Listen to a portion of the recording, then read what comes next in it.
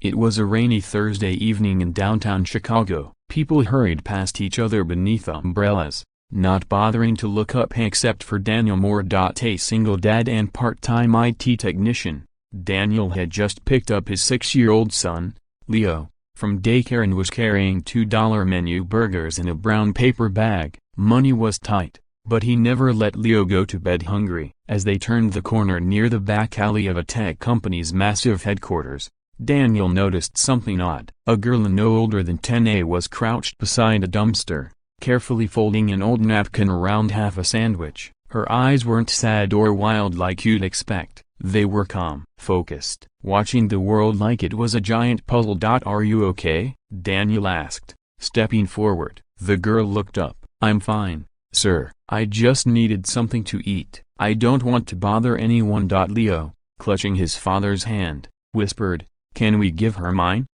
Daniel hesitated, but looking at his son's wide eyes and the rain-soaked child before him, he handed her the extra burger. The girl smiled shyly. Thank you. Most people don't look twice at someone like me. What's your name? Daniel asked. Nova. Nova?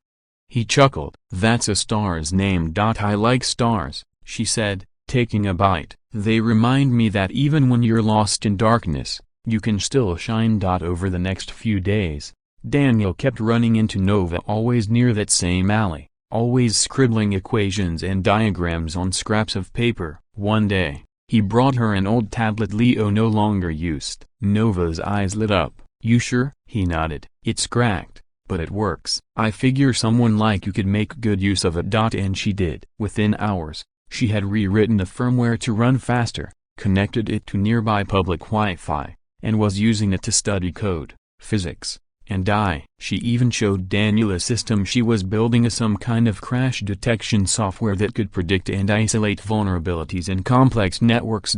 A week later, Daniel arrived early to his shift at Helix Systems, one of the biggest tech companies in the city. He worked in low-level IT support, mostly fixing printers and resetting passwords. But that day, the office was chaos. Massive internal breach. Someone whispered, the entire network's down. No one can figure out why. Servers were blinking red. The CEO, a stern British woman named Eleanor Grayson, was pacing like a lioness trapped in glass walls. Daniel watched silently. Then, something clicked. The code Nova had shown him a broken bar. It was eerily similar to the patterns of failure he was seeing now, except her system predicted crashes while theirs was currently experiencing one. Taking a wild chance, he accessed the tablet's backup on his cloud drive. He didn't expect much, but uploaded a segment of Nova's code into a test server. The crashing stopped. One by one, systems began rebooting. Stability returned like a miracle. 10 minutes later, Eleanor Grayson stormed into the IT room. Who did that?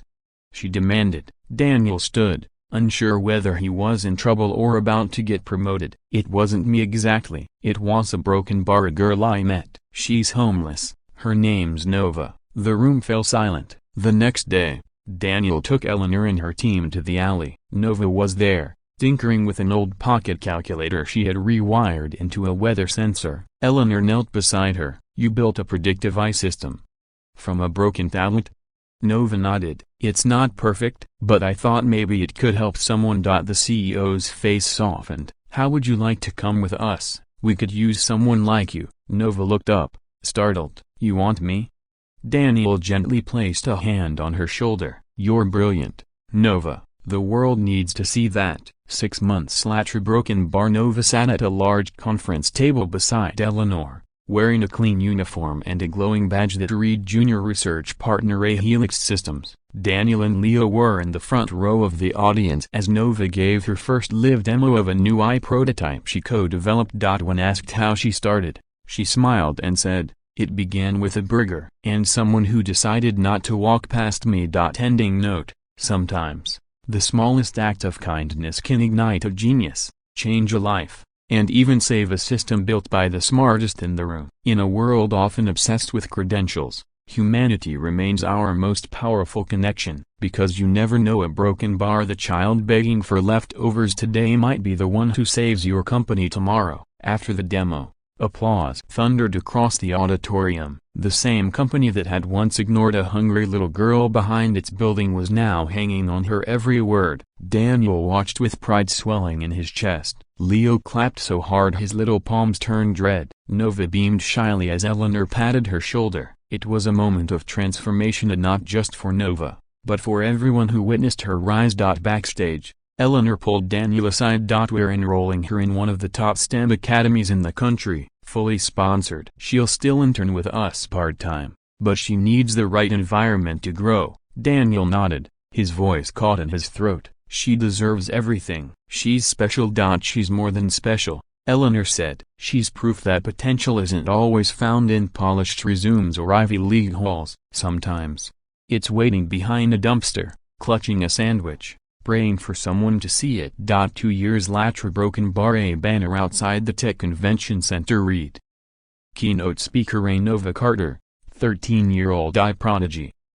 People had flown in from across the globe. Reporters buzzed like flies around Nova as she arrived, not in a limo, but beside Daniel and Leo, who she still called her family. When asked about her parents, Nova always gave the same answer: "I never knew them, but I know who found me, and sometimes that matters more." Daniel, now promoted to head of ethical tech integration at Helix, often said that Nova taught him more than he taught her. Her vision had reshaped the company's values, pushing for technology that was inclusive, transparent, and rooted in compassion. Final scene, a quiet park bench. Late afternoon. Nova sat next to Leo, now 8, who was trying to program a small robot with her help.